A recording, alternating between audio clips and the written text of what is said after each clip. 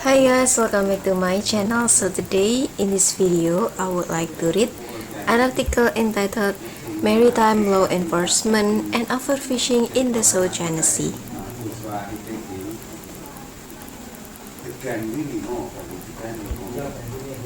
Fish are the primary source of animal protein for population bordering the South China Sea or SCS, and overfishing in the region has emerged as a major threat to food security. Over the past 30 years, fish stocks have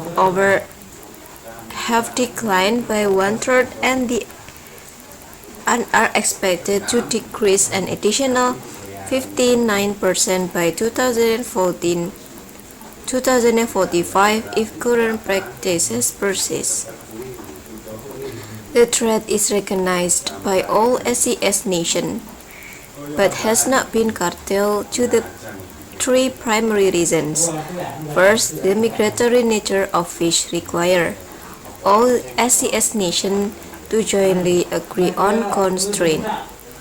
Disagreements have not only made cooperation difficult, but have led to increasingly frequent confrontations between rival maritime law enforcement or MLE forces and fishermen.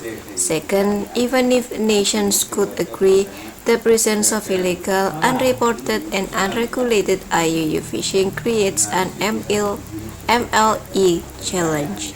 Lastly, the first two challenges coalesce to form a third. Disparities in MLE capabilities affect perceptions of fairness and the perceived benefit of cooperation. Various nations asked to carry a heavier MLE burden may demand an increased share of fish stocks. There may be a solution. U.S. MLE assistance can set the conditions for a fair, fully cooperative fishing agreement among SCS nations with minimal risk of escalating the present situation to the level of war.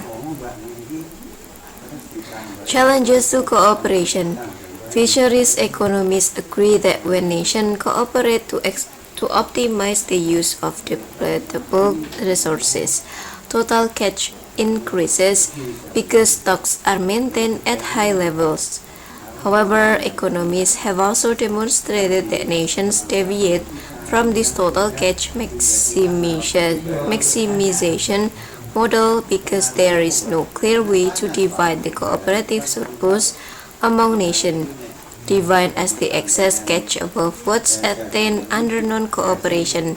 As a consequence, non-cooperation leading to overexploitation has been observed time and again. The reasoning behind this is simple.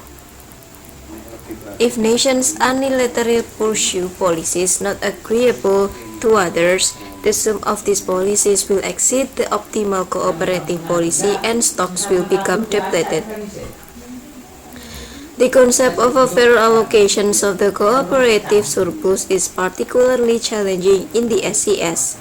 Expensive claims based on historical discoveries and interpretation, United Nations define exclusive economic zones, and the occupations of islands and reefs far from mainland leads to a large degree of overlapping jurisdiction.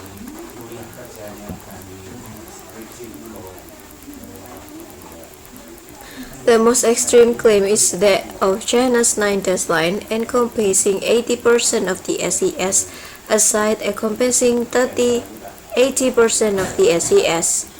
Aside from tangible issues of geography and historical discovery, a nation's ideology can contribute to what perceived as fair. China views itself as a middle kingdom that ought to govern affairs in its area of the world, if not globally. This conflicts with the U.S. view that it occupies the positions of global leadership and must contain China from becoming too influential. Thus, even if China could make a case that its geography, population, MLE capabilities, and so on warrant a fair allocation encompassing its claim 80% of the SES, established U.S. policy would be exert influence to alter this balance, which would enrich other SES nations to the detriment of China. Were the challenge of a fair allocations of the cooperative surplus to be solved, SES nations would still face an MLE challenges as IUU fishing is prevalent in the SES. The current situation under non-cooperation is informative for understanding the extent of IUU fishing.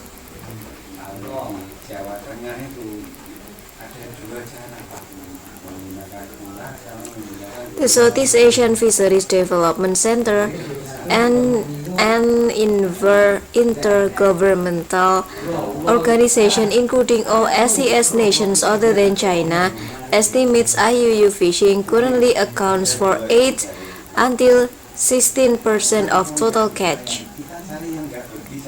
Much of this is Chinese fishing, which China doesn't consider IUU, but it would be naive to assume that were China to enter a cooperative agreement that curtail its allowable catch, there would be a corresponding decrease in IUU fishing.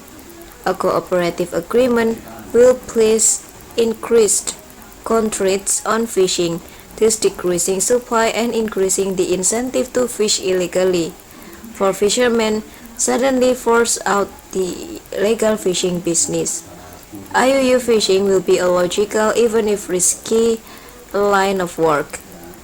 Empirically, past agreements outside the SES have seen this phenomenon occur.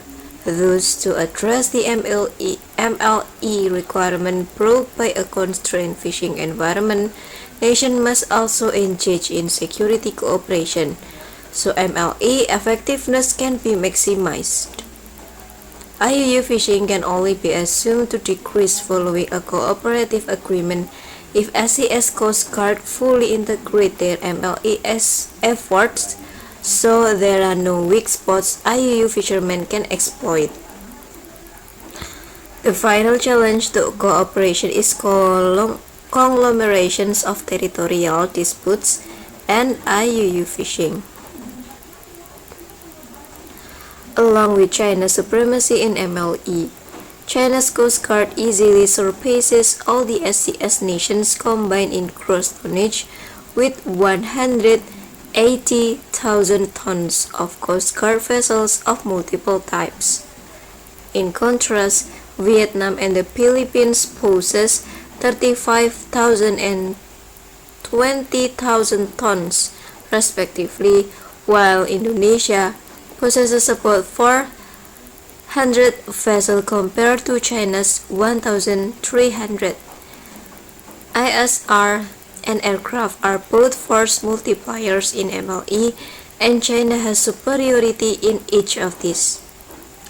Thus, China possesses great leverage when bargaining over the cooperative surplus. Presently, non-cooperation persists because China has calculated it is better off using its MLE strength to unilaterally impose its own laws in the SES, rather than submitting to terms acceptable to the other bordering states. This strategy is evident in repeated instances of the Chinese Coast Guard intervening in fishing disputes with Vietnam near the Paracel Islands, with the Philippines near the Scarborough Shoal, approximately 472 nautical miles from the Chinese mainland, and with Indonesia near Natuna, 1,151 nautical miles. The problem with this unilateral Chinese strategy, aside from a lack of fairness, is that it has failed into the sense that overfishing persists. Despite its superiority in MLE, China has not been able to reverse the observable trend of depleting stocks in the SES. So, the time is up. and the article will be continued to read on the next video. So bye bye, and don't forget to like, comment, and subscribe. Bye!